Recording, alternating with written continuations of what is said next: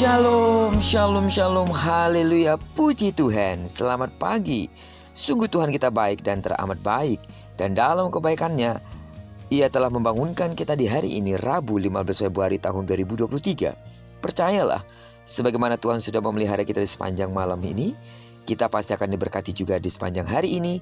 Dan dalam perlindungannya, kita akan menyelesaikan semua tugas tanggung jawab kita bersama-sama dengan Tuhan. Amin.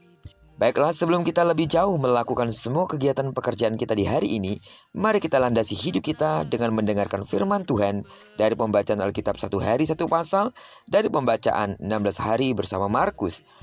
Dan hari ini kita telah berada di hari yang ke-13, maka kita akan membaca kitab Markus pasal yang ke-13, ayat pertama sampai dengan ayat yang ke-37.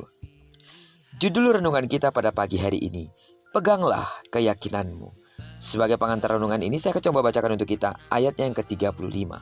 Karena itu berjaga-jagalah, sebab kamu tidak tahu bila manakah tuan rumah itu pulang, menjelang malam atau tengah malam atau larut malam atau pagi-pagi buta.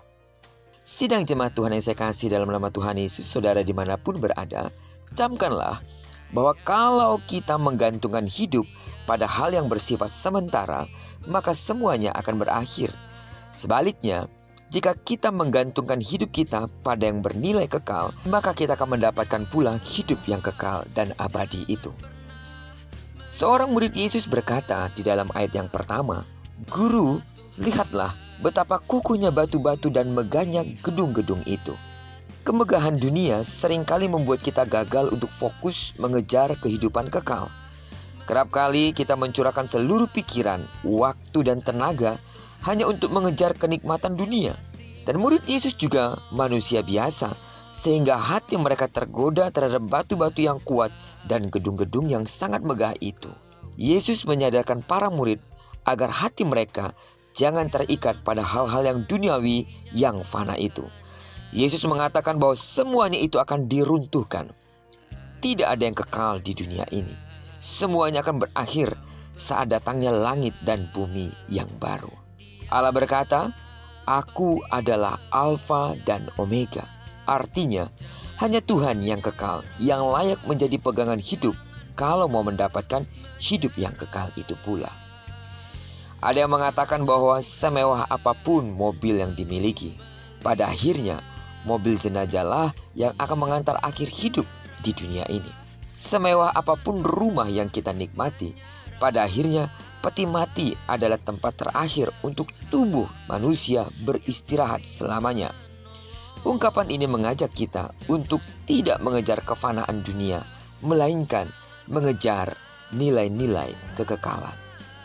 Harta tak perlu menjadi tujuan dalam hidup kita. Harta adalah sarana untuk berbuat sesuatu yang memiliki nilai abadi di mata Allah. Janganlah kiranya kita terlena oleh kekayaan. Peganglah sabda Tuhan sekuat mungkin, karena firman-Nya dapat meluputkan jiwa kita dari hukuman maut dan penghakiman Allah saat Yesus datang untuk kedua kalinya. Sidang jemaat Tuhan, jangan seperti para murid yang berpikir bahwa batu-batu yang kokoh, gedung-gedung yang mewah adalah tempat perlindungan. Tapi biarlah kita membuat Allah satu-satunya menjadi tempat perlindungan kita. Tetaplah pegang keyakinanmu apapun yang terjadi. Sebab pada akhirnya setiap kita pasti akan mengakhiri hidup di bumi ini. Dan setelahnya, karena kita telah percaya kepada penebusan di dalam Yesus Kristus, Dia telah menyediakan sorga yang mulia, tempat kekekalan bersama-sama dengan Dia selama-lamanya. Terpujilah nama Tuhan. Biarlah kiranya perenungan kita pada pagi hari ini menyemangati iman kita untuk tetap kuat, berpegang teguh pada keyakinan kita di dalam Yesus Kristus apapun yang terjadi. Diberkatilah kita sepanjang hari ini, digenapi firman yang telah berjanji bahwa apa yang dikerjakan tangan kanan dan tangan kiri kita dibuatnya berhasil.